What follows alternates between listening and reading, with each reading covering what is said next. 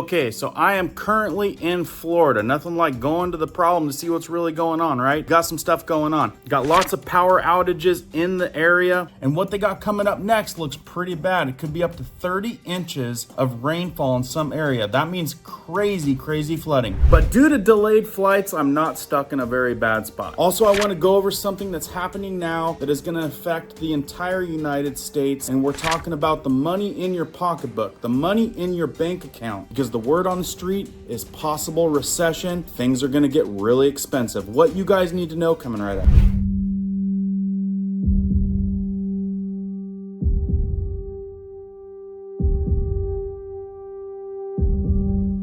My name is Cohen here at Riverside Homestead, and if you're brand new here, welcome. If you guys are into prepping tips, emergency preparedness, and most of all, news and awareness, stuff that you want to know about, be sure to hit that notification bell so you guys can stay up to date. Let's jump into this one. Okay, guys, yes, I am stuck in Florida, Fort Lauderdale. We touched down, had to get a place here overnight because we missed 2 flights, thanks to Tropical Storm Debby. So up close and personal, hello to our community in Florida. Right now, looking at Florida, they're currently saying 108,614 people without power. Right here, you can see the map of concern. Those dark red sections are actually 100% outage areas. So I'm actually down there towards the lower right-hand corner, so it's not even windy here, guys. So it's blowing through up there in the top portion, and what's coming to other states is going to be even worse. But right here, you can see the providers of which companies have the most outages. Some of the most popular providers that are having the outages right now, it's looking like Central Florida Electric Cooperative. We've got Clay Electrical, Duke Energy. Another big hitter is the Suwannee Valley Electric Cooperative, and another big one is the Tri-County Electric Co-op. Anyway, you guys can take a snapshot or you'll know exactly who's dealing with the most problems right there. But like I said, what's going to be coming down the pipe next is even worse. Major rainfall, and I'm talking over 2 feet in some areas, which is going to cause more problems than I think the power outages are going to cause. Check this out. Debby is a tropical storm, but the threat for life-threatening flooding remains the same as Debby stalls across the southeast coast through Friday. A 2 to 4 foot storm surge, which is the piling up of water above the ground, is in the forecast along the coast, including places like Savannah and Charleston. Notice that the highest threat for flooding includes the coast, but also extends far inland. 10 to 20 inches of rain is likely to fall in the pink areas, and some locations could see up to 25 and maybe even 30 inches of rain when all is said and done.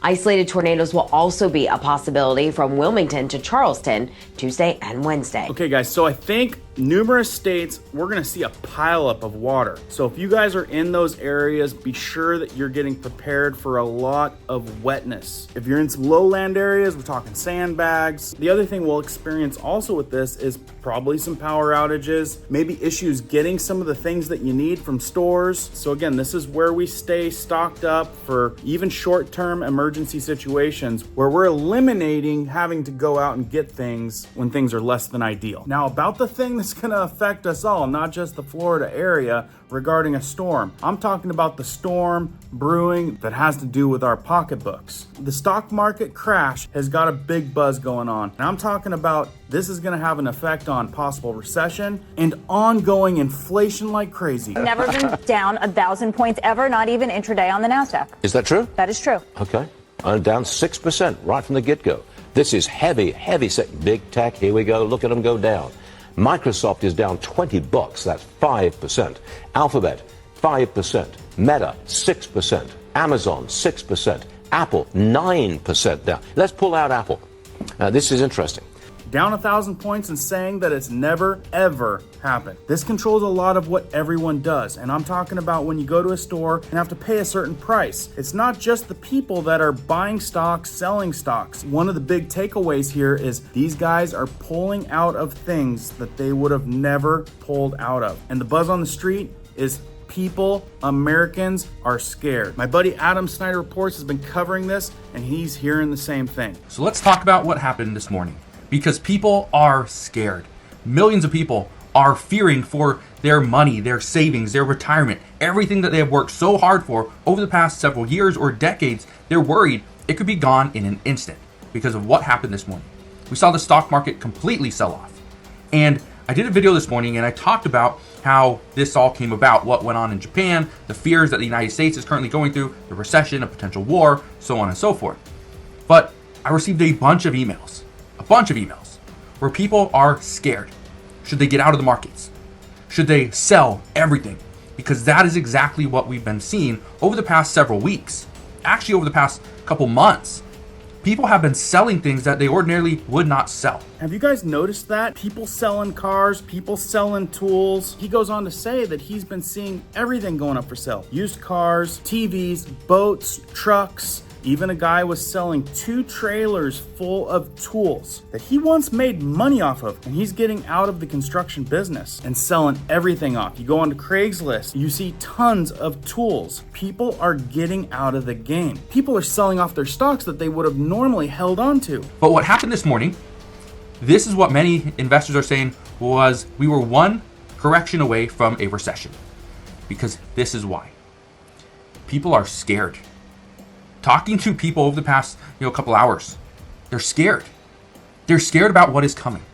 They're scared that if they put money into the stock market. Is that what's going on? The little people and even the big people scared with the writing on the wall? You guys saw what happened with CrowdStrike. It shut down everything. Was that a tall tale sign right there? One little hiccup, possibly a cyber attack, and everything gets shut down. We're talking thousands of flights, just the world has to stop. You can't maybe even buy your coffee from the coffee stand using your electronic payment. Did people not quickly realize how important cash was at that moment? The cash they're trying to get rid of? This person writes in, a wave of financial collapse in multiple markets is happening across the world. Black Swan or Black Monday? Stocks and crypto have plunged. Investors start to panic while global sell-off deepens. Absolute chaos in Japan as stocks are on track for their biggest decline in more than 8 years, following significant drop last Friday. This is even larger drop than Black Monday crash of 1987. South Korea has halted all sell orders as markets crash more than 5%.